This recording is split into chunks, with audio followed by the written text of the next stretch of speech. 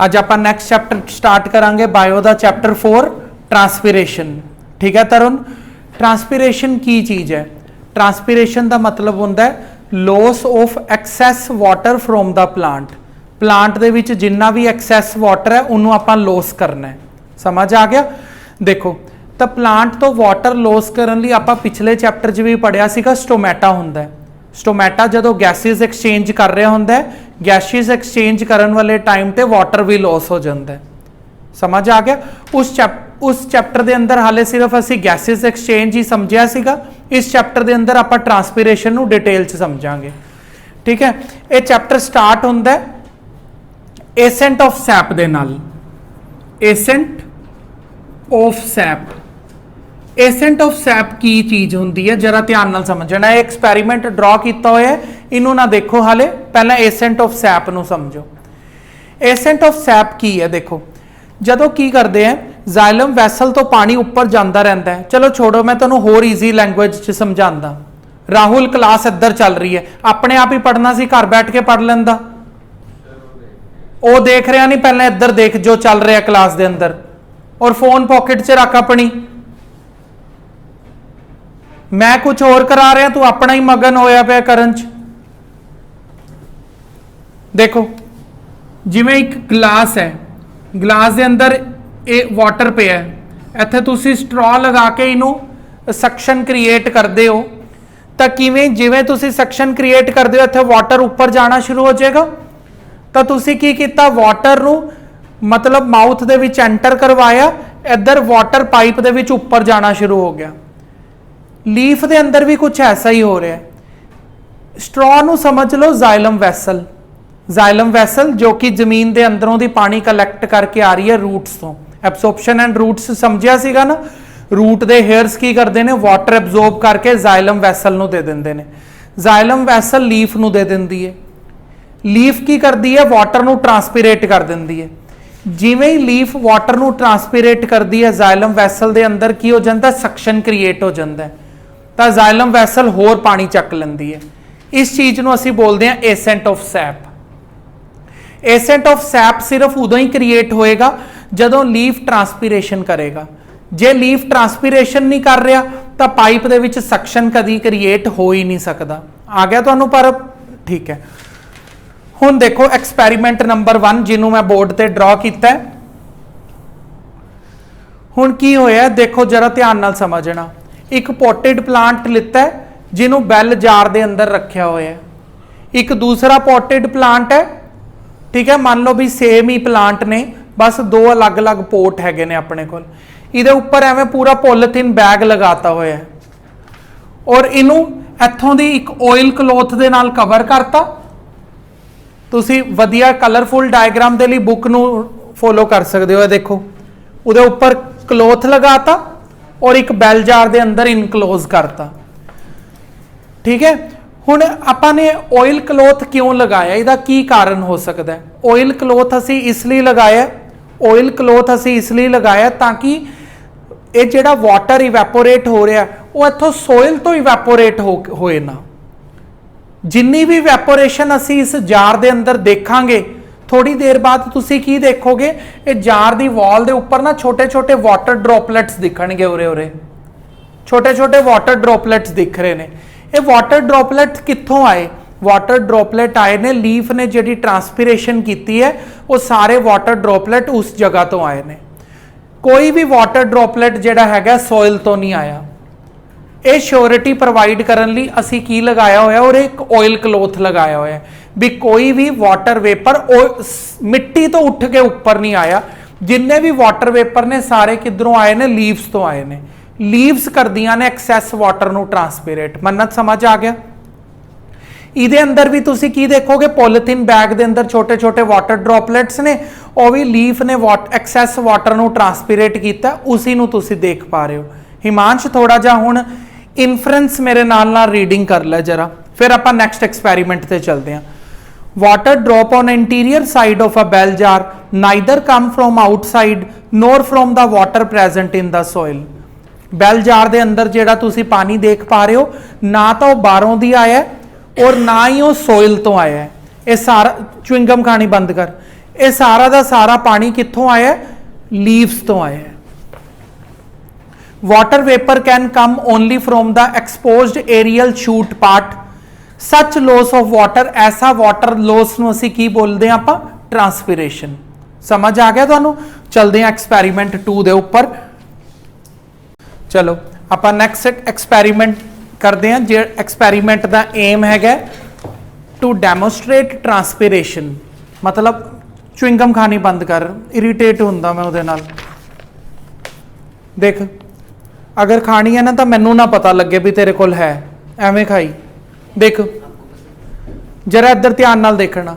हुण असीं डैमोस्ट्रेट कर रहे हैं, मतलब इन्हों प्रूफ दे रहे हैं भी सच्ची च ट्रांसपीरेशन हो रही है। वैसे प्रूफ इन्हों पहला भी देता सीगा असीं भी देखो बैल जार के उपर छोटे छोटे मिस्टी वाटर वेपर्स आ रहे हैं जिहड़े कि प्लांट दी एरियल पार्ट तो ही लॉस होके आए ने। हुण उसी सेम तरीके दे नाल जिहड़ा की कहंदे पोट है ना, पोट नूं एक कवर्ड किया होया ऑयल क्लोथ दे नाल, उहदे बाहर बैल जार रखे होया और इत्थे एक कोबाल्ट क्लोराइड पेपर है। कोबाल्ट क्लोराइड पेपर नूं तुसीं बुक च देखो किहड़े कलर दा हुंदा है? ये पिंक कलर दा हुंदा है। ठीक है, ये पिंक कलर दा हुंदा है कोबाल्ट क्लोराइड पेपर। जदों ट्रांसपीरेशन हुंदी है यानी कि कोबाल्ट क्लोराइड पेपर दे नाल जदों वाटर वेपर्स टच करनगे उस पिंक कलर नूं चेंज कर देणगे ब्लू कलर दे अंदर। केड़ा ब्लू है? अच्छा ठीक है, गलत बोलता। जेड़ा कोबाल्ट क्लोराइड जेड़ा हैगा वो ब्लू कलर दा हुंदा है। ठीक है, ये चीज नूं देखो पेपर च किवें पुछया जाएगा। वो ये नहीं पूछणगे भी कोबाल्ट क्लोराइड दा कलर की है, उन्होंने पूछना what is the control experiment for this. Control experiment का मतलब होंदा है भी तुसी जेड़ा चीज नूं एक्सपैरीमेंट कर रहे हो कंपैरिजन किहदे नाल करोगे। ठीक है, कंपैरिजन करन लई असीं की करांगे, एक खाली पोट रख लांगे, मतलब एक खाली बैल जार रखांगे जिस बैल जार दे अंदर सिर्फ एयर है, सिर्फ एयर, कोई वाटर वेपर नहीं हैगा, ड्राई एयर है। उहदे अंदर कोबाल्ट पेपर नूं रखोगे तो ब्लू कलर दा रहेगा। देख खाली बैल जार देख पा रही है ना तू, इहदे अंदर की है? ब्लू कलर दा है। जिवें तुसीं ट्रांसपीरेशन वाले बैल जार दे अंदर रखोगे, वाटर वेपर्स जदों टकराणगे तो कोबाल्ट क्लोराइड पेपर नूं किहदे अंदर चेंज कर देणगे? पिंक च चेंज कर देणगे। ये असीं डेमोस्ट्रेट करता भी प्लांट है जिहड़ा वो ट्रांसपीरेशन कर रहा है। नीचे ना कंट्रोल है, तुसीं थोड़ा जिहा मेरे तो समझिया कंट्रोल एक्सपैरीमेंट की हुंदा है। कंट्रोल एक्सपैरीमेंट का मतलब एक जगह ते तो तुसीं एक्सपैरीमेंट कर रहे हो और रिजल्ट कंपेयर करने वास्ते भी तो होना चाहिए ना। जिवें की करते ने, चलो पहले ये पढ़ लें फिर कोई होर एग्जाम्पल आती है सोचदा। Control experiment is one which run along the actual experiment. In this setup one or more factor under the study eliminated. कहता कंट्रोल एक्सपैरीमेंट दे विच जिस चीज़ नूं असीं स्टडी करना है उस चीज़ नूं एलिमिनेट कर देंगे। असीं की स्टडी कर रहे हैं? असीं स्टडी कर रहे हैं भी प्लांट है जिहड़ा वो ट्रांसपीरेशन करता है। असीं एक ऐसा जार लवांगे जिहदे च प्लांट ही नहीं रखांगे, ताही कंट्रोल एक्सपैरीमेंट होया ना। जिस चीज़ के उपर तुसीं स्टडी कर रहे हो उस चीज़ नूं ही ना रखो। ते जिस चीज़ के उपर स्टडी कर रहे हैं किहदे उपर? कोबाल्ट क्लोराइड पेपर, कल्ला कोबाल्ट क्लोराइड पेपर रख लो, प्लांट नूं ना रखो। दूसरे जार दे अंदर तुसीं प्लांट रख लो, पेपर भी रख लो। वो प्लांट की करेगा? पेपर का कलर बदल देगा, ताही तुसीं कंपैरिजन कर पाओगे भी पहला कलर ये सीगा, देखो जिहदे च अंदर प्लांट नहीं है उहदे च कलर ब्लू है और जिहदे च प्लांट है उहदे च कलर की हो चुका है? पिंक। आ गया तरुण समझ? Loss of the water due to the transpiration is about 2 litre per day in sunflower. समझ आ गया? अगर तुसीं अपने घर सनफ्लावर लगाया होया है तो उन्होंने तो बहुत ही ज़्यादा पानी देना पएगा।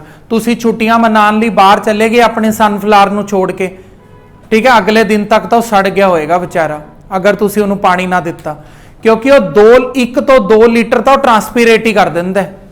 समझ आया? फिर अगे 36 to 45 litre per day apple and 1 ton elm tree. हुण जिहड़ा एप्पल दा ट्री है वो 36 to 45 लीटर ट्रांसपीरेट करता है। तो एप्पल तो सिर्फ उही जगह ते ग्रो कर पाएगा जिथे लगातार बारिश पैंदी रहे और ठंडा एरिया रहे। ताही एप्पल हमेशा हिमाचल और कश्मीर च ही उगदा है, ठीक है। अगर इत्थे उगन लग गया तो वह तो ट्रांसपीरेशन ही इन्नी करता है, पता नहीं कितना वाटर सारा दिन बाल्टी लैके उहदे कोल ही बैठना पै जाएगा। समझ आ गया कि वह ज्यादा ट्रांसपीरेशन करता है, इसलिए वह प्लांट वैसे एरिया च उगदा, इसका कोई फायदा नहीं, वह दस रहे ने, ठीक है। Transpiration increases the moisture in the atmosphere, transpiration के कारण एटमोसफेयर के अंदर मॉइस्चर भी हो जाता है, मॉइस्चर के कारण रेन पैदा होती है, ठीक है।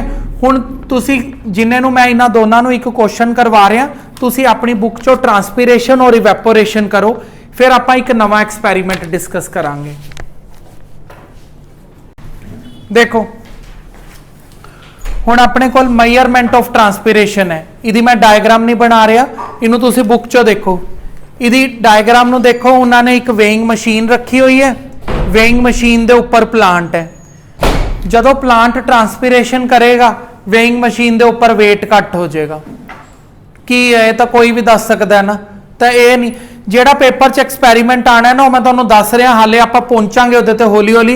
ये वाला गैनन पोटोमीटर, हाले तुसीं ये जेड़े ऊल जलाल हैगे ने वो देख लिए। अगला एक्सपैरीमेंट की है, ये ट्यूब के अंदर पानी पिया हुआ है, उहदे उपर छोटा ऑयल की एक लेयर लगाई हुई है, ठीक है। जदों ट्रांसपीरेशन होएगी तो ऑयल की लेयर नीचे नीचे जाई जाएगी, मतलब कि यह ट्रांसपीरेशन जदों होंदी है तो वाटर लॉस होंदा है, वाटर अपनी वैसल तो ही खिंच रहा, उही वैसल वाला वाटर बाहर जा रहा है। होर की है, देखो आ जेड़ा एक्सपैरीमेंट नंबर 4 है, ये नहीं समझ आया तेनों? मैं समझाया किसी बच्चे नूं हाले बीम बैलेंस वाला? मैं तो उपर वाला दस रहा सी, ऑयल वाला मैं ये दसिया। इहदे विच जदों लीफ ट्रांसपीरेट करेगा वाटर लॉस होएगा तो ऑयल नीचे जाना शुरू हो जाएगा, इहदे च तो कुछ है ही नहीं ना समझ आने वाला। हुण ये बीम बैलेंस वाला देखो, बीम बैलेंस वाले च देखो एक पासे ट्यूब है, एक पासे जिहड़ी ट्यूब हैगी उहदे च पानी है, और दूसरे पासे जिहड़ी ट्यूब है उहदे च पानी च प्लांट भी लगाया पिया। हुण जदों प्लांट ट्रांसपीरेशन करेगा वाटर लॉस करवांदा रहेगा, इहदे च तां कोई भी वाटर लॉस नहीं होया, ये थोड़ी देर बाद हल्का हो जाएगा, ये उन्ना ही वेट रहेगा तो ये इस तरफ बेंड हो जाएगी।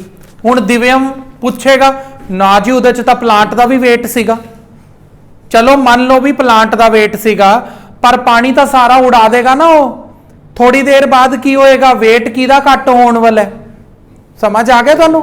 हाँ, वेट किहदा घट होएगा, इहदा ही घट होएगा, क्योंकि इहदे चों पानी खत्म हो रहा है। प्लांट का छोटा जा प्लांट लाया, उसका कितना क वेट होएगा?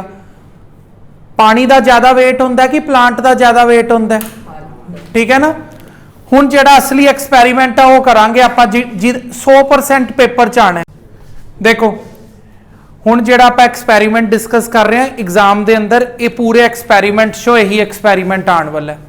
ट्रांसपीरेशन नूं मैयर करन वास्ते इक्को ही डिवाइस है अपने कोल, ठीक है। ये डिवाइस अपने आप च दो तरह का है, अगला एक्सपैरीमेंट भी इहदे उपर ही बेस्ड है। इनू कहते हैं गैनन पोटोमीटर। गैनन पोटोमीटर की मदद के नाल आपां ट्रांसपीरेशन की मैयरमेंट कर सकते हैं, ट्रांसपीरेशन की स्पीड नूं भी नाप सकते हैं। वो किवें करते हैं आपां?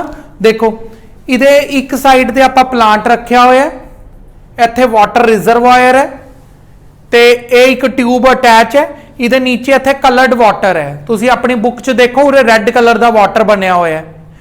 जदों ट्रांसपीरेशन हुंदी है, उरे प्लांट जदों ट्रांसपीरेशन करेगा तो तुहानूं पता ना एक सक्शन पुल क्रिएट करदा है, बाहर पानी जाता रहेगा तो नीचे जाइलम वैसल च सक्शन क्रिएट हो जाता है। इत्थे जाइलम वैसल आर्टिफिशियल ट्यूब बनाई हुई है।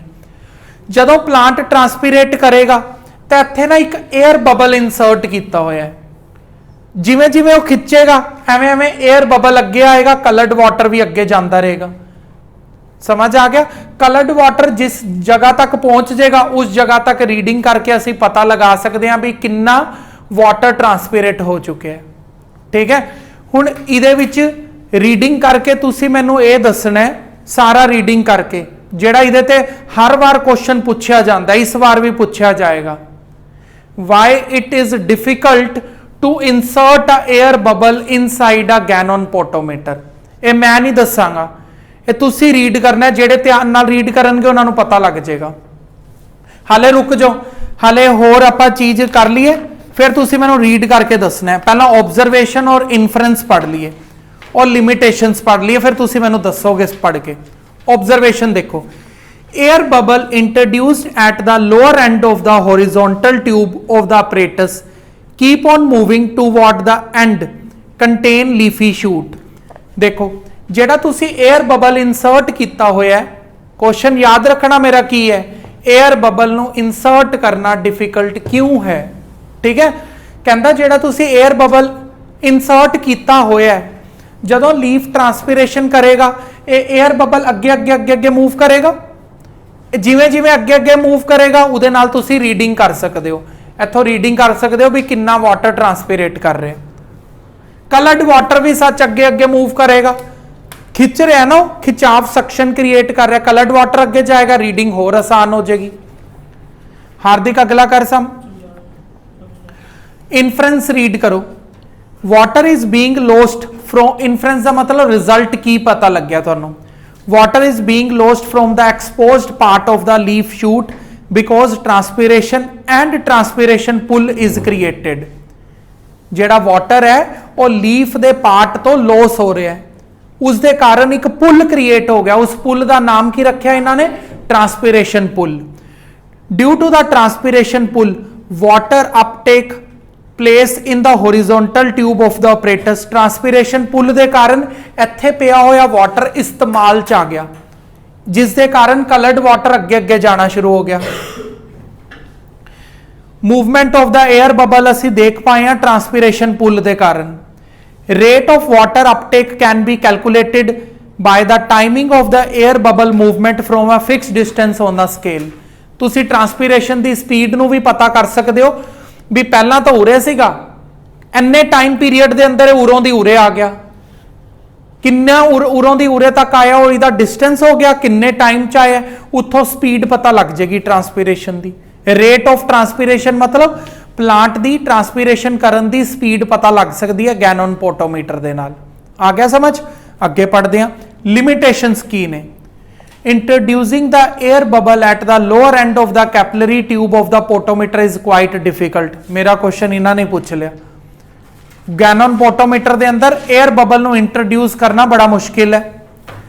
Various changes in the environment such as temperature, humidity, velocity, जिसके कारण position of the air bubble के ऊपर बड़ा फर्क आता है। आंसर बोल ही दिता हुण उन्होंने, यही दा आंसर सीगा।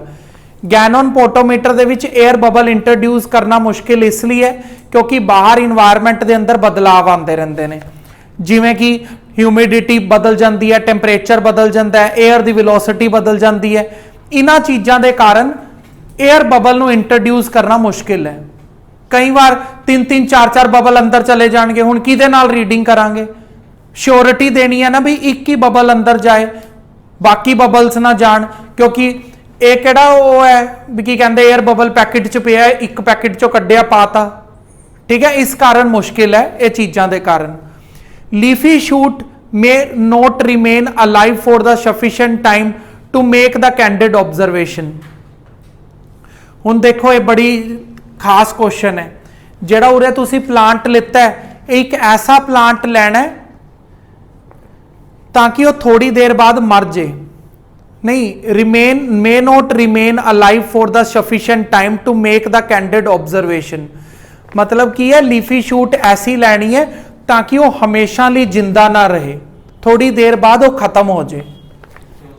दसेंगे to make the candid observation, यानी कि कैंडिड ऑब्जरवेशन का मतलब की है, एक टाइम ते प्लांट ने इन्ने टाइम के अंदर कितनी ट्रांसपीरेशन की उन्होंने ऑब्जर्व कर सके। नहीं तो तुसी जिंदा प्लांट ले लिया, उन्हें सारा का सारा वाटर बाहर भेज देना, की नोट करोगे फिर उहदे तो? ठीक है, कुछ कंट्रोल भी तो होना चाहिए ना। एक ऐसा प्लांट लेना है जिहड़ा थोड़ी देर बाद डेड हो जाए। लास्ट पैराग्राफ देखो, air bubble can be brought back to the original position by releasing the water into the capillary tube by opening the stop clock of the water reservoir। दोबारा अगर एक्सपेरिमेंट तुसी करना चाहते हो तो कहंदा की करो, इथों टैप खोल दो, ਇਹ ਰਿਜ਼ਰਵਾਇਰ ਦੇ ਵਿੱਚ ਕਾਫੀ ਸਾਰਾ ਪਾਣੀ ਪਿਆ ਹੋਇਆ, ਇਧਰੋਂ ਦੀ ਪਾਣੀ ਆਏਗਾ, 에ਅਰ ਬਬਲ ਨੂੰ ਵਾਪਸ ਪਿੱਛੇ ਕਰ ਦੇਗਾ। ਤੁਸੀਂ ਦੁਬਾਰਾ ਐਕਸਪੈਰੀਮੈਂਟ ਅਗਰ ਕਰਨਾ ਚਾਹੁੰਦੇ ਹੋ, ਸਾਰੀਆਂ ਚੀਜ਼ਾਂ ਯਾਦ ਰੱਖਣਾ, ਇਹੀ ਕੁਐਸਚਨ ਨੇ ਹੁਣ ਐਗਜ਼ਾਮੀਨਰ ਦੇ, 에ਅਰ ਬਬਲ ਨੂੰ ਵਾਪਸ ਕਿਵੇਂ ਭੇਜੋਗੇ? ਤਾਂ ਉਹਦਾ ਆਨਸਰ ਕੀ ਹੈ? ਰਿਜ਼ਰਵਾਇਰ ਦੀ ਟੂਟੀ ਖੋਲੋ, ਪਾਣੀ ਹੋਰ ਆਏਗਾ, 에ਅਰ ਬਬਲ ਪਿੱਛੇ ਜਾਣਾ ਸ਼ੁਰੂ ਹੋ ਜਾਏਗਾ। ਫਿਰ ਤੁਸੀਂ ਉਹ ਐਕਸਪੈਰੀਮੈਂਟ ਦੁਬਾਰਾ ਕਰ ਸਕਦੇ ਹੋ ਕਿਸੇ ਨਵੇਂ ਪਲਾਂਟ ਦੇ ਨਾਲ।